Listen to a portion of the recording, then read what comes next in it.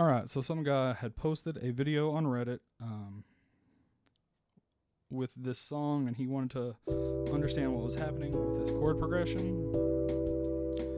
And I responded, but I thought I would go a little more in depth because it's actually pretty simple. It sounds complicated, and if you're coming at it from a diatonic standpoint, it seems really complicated, but it's actually pretty easy if you think about it differently. Now, I say it's pretty simple. It's going to be a little less approachable for somebody who doesn't have some degree of theory knowledge, because there's an expectation of a little theory knowledge for this. And I'm not really going to do the camera over the keys thing. I'm going to explain what's happening, and you can apply that everywhere rather than just memorizing my fingers. So to get this kind of style, it's kind of I guess I call it neo-soul industrial something in there. You basically have two major variables you pick from. You're going to pick a chord type, usually going to be major 9 or minor 9, and then you're going to pick an interval to move parallel, usually a minor third or a major third. So we'll start the way that he did in the video. He started on a C major 9 chord. So quick spelling for this, easy way to spell this, play a root down here, and then from the third, build a minor 7th chord.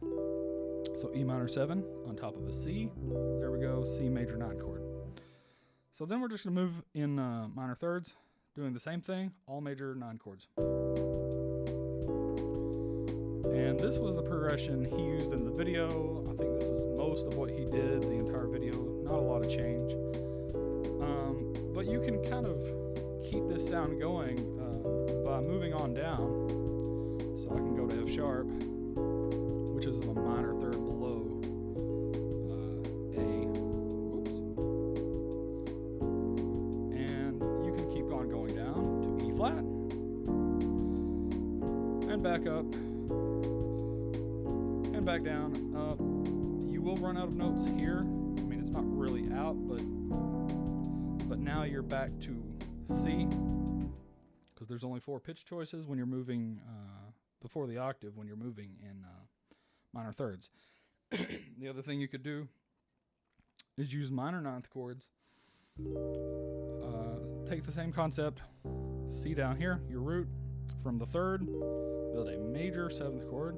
So C down here, E major 7 on E flat, major 7 on top, and that's a C minor 9 chord.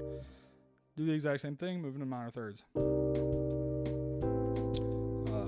You might be thinking I'm playing the exact same thing because they're very similar in sound. Now I can switch. Here I am. These are major. Go to minor. Back to major. So very similar sound. So let's stick with minor for a second, and then just apply the same concept. Moving on down and on to E flat. Kind of difficult to quickly spell these. And of course, you repeat back down to the C. And you can move anywhere, up and down, but obviously just kind of keeping that idea moving in parallel. It sounds really cool. The other option is to use move by a major third. So I'll go back to doing major 9 chords, and we're going to move by a major third. So we're going down to A flat instead, major third below, and you can keep going down to E.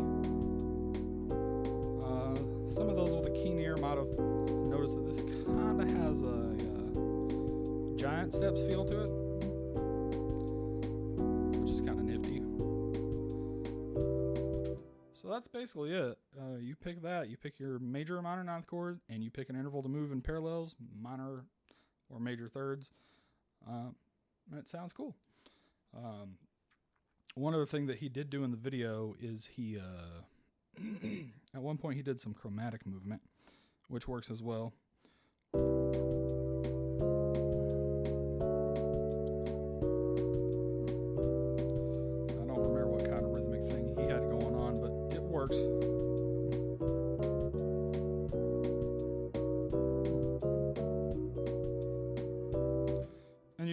that kind of thing.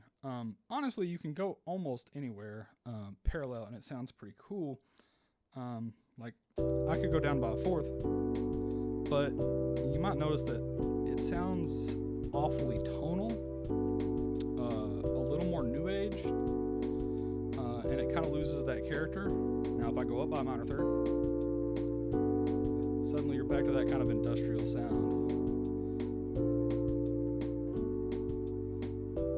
So, obviously you can make really pretty sounds just doing these kind of parallel ninth chords everywhere.